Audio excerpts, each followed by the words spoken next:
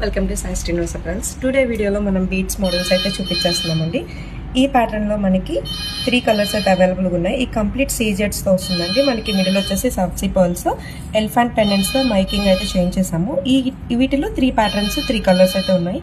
And second model వచ్చేసి side pendants with కింద locket అయితే ఇచ్చేసామండి. దీనికి లాకెట్ కూడా ఇది చాలా బాగుంది.